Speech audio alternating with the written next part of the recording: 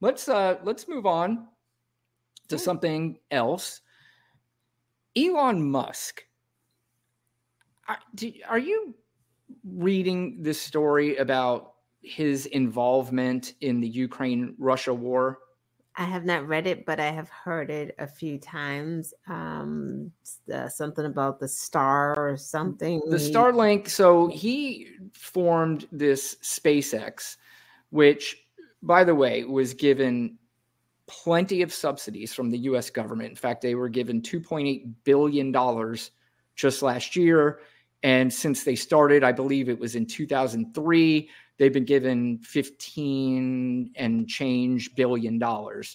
And this is the same guy who criticizes the United States giving money to Russia, to Ukraine in this battle against Russia. But, he's also, and not to mention his company Tesla receives subsidies from the United States government as well. But here's kind of the synopsis of what happened. Now, in fairness, there was a little bit of misreporting by the author of a book, Walter Isaacson, who's actually pretty well-known author and has a lot of credibility.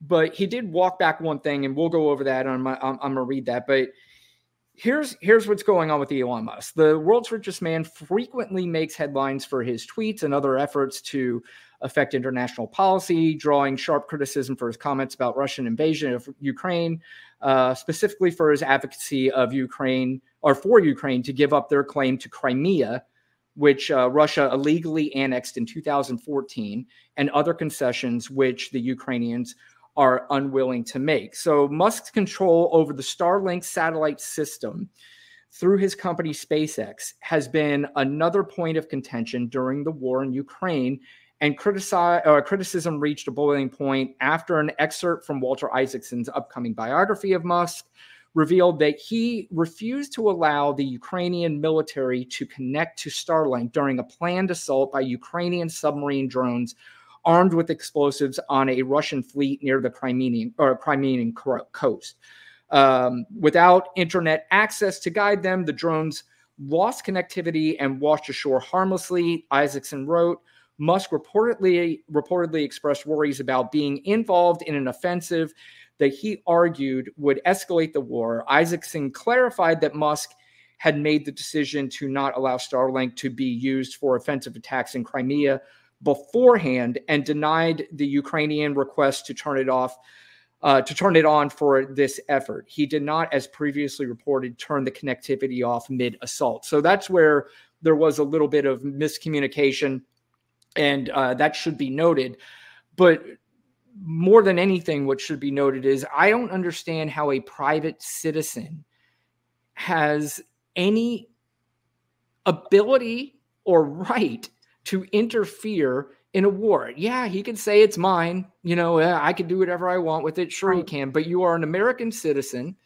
The United States is not supporting Russia in this war. It is clear, based on the billions of dollars. And if you want to talk about whether or not they should or they shouldn't, that's a different subject.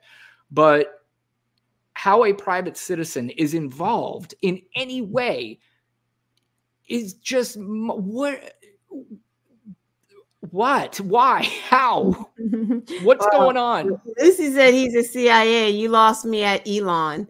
Yeah. What's going on over here? I know. Elon is, you lose me at him too, because I was thinking about Elon, and he kind of gives me, and he gives me Michael Jackson vibes in a way, and not the sexual stuff, not that stuff. But what I'm saying is that Michael Jackson, if you know his history, he grew up in a very demanding family. Now, of course, this kid was a musical genius. He was a musical savant. And basically his entire childhood was stripped from him. Right. And so as he grew older, he still was like a child. He almost reverted back to being a child because he never had that. And of course, yeah, definitely a strange thing that happened with Michael. But the comparison with Elon Musk is I feel like he probably didn't have much of a childhood either. He had a rough one. He was picked on a lot. He was bullied a lot. And so now he almost has it. I have this feeling like he wants to go back now and just destroy the bullies in a way, or kind of just put his chest out there and say, I'm Elon Musk now. I can do whatever I want. Nobody can hurt me. Nobody can do, and I can, I'm in control of things where he wasn't in control as a kid. And that's kind of the vibe I'm getting from Elon. Does that make sense? Yeah, it does. But he reminds me more of Trump. And I feel like he doesn't have personal control. So he tries to control everything else. Like, it's almost like you have, like Trump. Trump has low self-esteem. He always, although he has the money that he has, which is not really money, it's all just like in loans and shit. We know that. But like, he is still like that stupid kid in New York that no one probably really cared about, right? He's probably awkward, clumsy, wasn't good in sports or whatever. Daddy gave him some money, and now he's just like, look at me, I'm big man on campus, and like overcompensating and shitting on everybody else. Like, that's who Elon reminds me of, like a really tough dad that you can never, whatever. And but then the other part to that is just like, fuck both them dudes, because they're not the only guys in life or the only people in life who have had demanding, crazy parents, or parents who drunks or drug addicts, and who came out okay. Everyone doesn't come out an asshole who has crazy parents. Yeah, it's funny. You would hear that a lot from other people when they talk about maybe somebody that grows up in a poor neighborhood and says, well, there's a lot of people who grew up in poor neighborhoods and they should, so you're right. It's the same thing. People have overcome many things, and I also too, I do always take into account somebody's early and personal life. It is difficult sometimes. We have some comments, by the way. Are you reading the comments? Yeah, Lucy's getting it done. Elon's CIA. Let's see. Elon is just a rubbish. He is a rubbish actor. Let's call him just trash. Yeah.